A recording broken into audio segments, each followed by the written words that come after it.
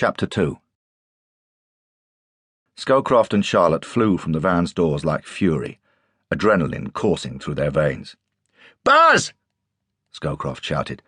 "Leave the bag where it is and get over here. We've got a problem." "Leave the bag?"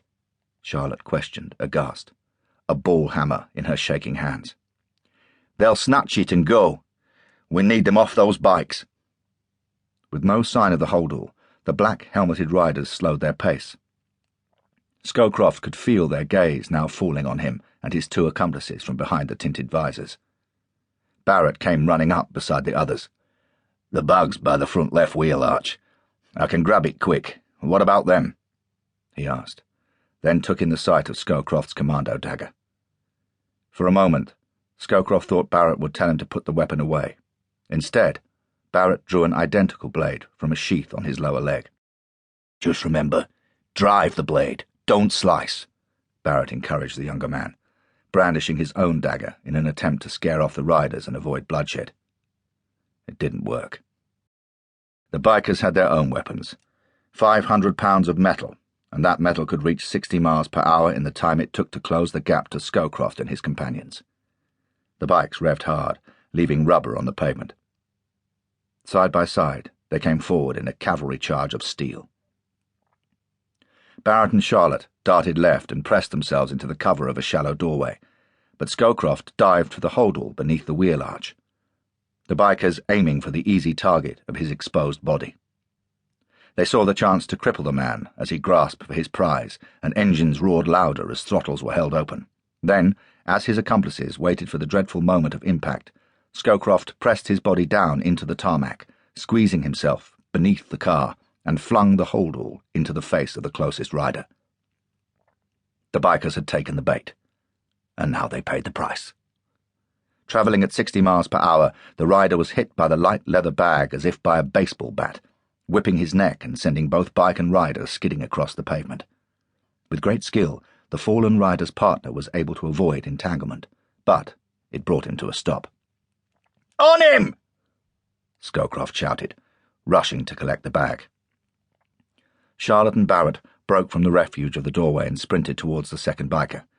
The rider tried to twist on his seat, reaching down for a blade concealed in his boot. But Barrett was quicker, and hit the rider with a rugby tackle, his own dagger flying free in the collision. The two men and the bike crashed to the floor, Barrett crying out in pain as his leg became pinned beneath the hot metal of the engine, and grunting in agony again as the rider head-butted him with his helmet. As the pouring blood soaked his balaclava, Barrett was forced to remove his mask. "Charlotte!"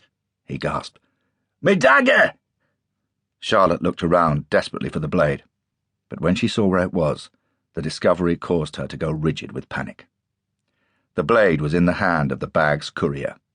Recovered from the initial ambush, the big man was on his knees, aggressively turning the van's tires into husks of useless rubber. Without thinking of her own safety, Charlotte charged towards him, but Scowcroft beat her to it and drove his blade into the man's shoulder. The big man roared in agony and tried to turn his captured dagger towards Scowcroft, but the wound had severed muscle, and the arm hung limp and useless by his side. Scowcroft kicked the blade from the man's hand and followed by planting his steel toe cap into the man's jaw. Barely conscious, the burly man slumped backwards against the van, leaving a smear of blood against the white panelling. Pinned beneath the bike, Barrett and the rider continued their own struggle, the helmet crashing again into Barrett's broken nose. Scowcroft and Charlotte arrived to haul the bike off the pair. Then Barrett pulled himself clear as Charlotte threw herself at the rider, her furious punches wasted against the protection of his helmet and thick jacket. "Get off him!" Scowcroft called out. Barrett gritted his teeth and dragged Charlotte back by her shoulders, leaving Scowcroft free to push the bike back on top of the sprawling rider. "I've got the bag," he panted, "but the van's done." Barrett looked over his shoulder, blood bubbling from his shattered nose. A few curious heads were poking out of windows, but most of Hatton Garden's diamond traders had bolted their doors at the first sign of trouble. "Get the backpacks out of the van," Scowcroft told them. "Come on, let's go."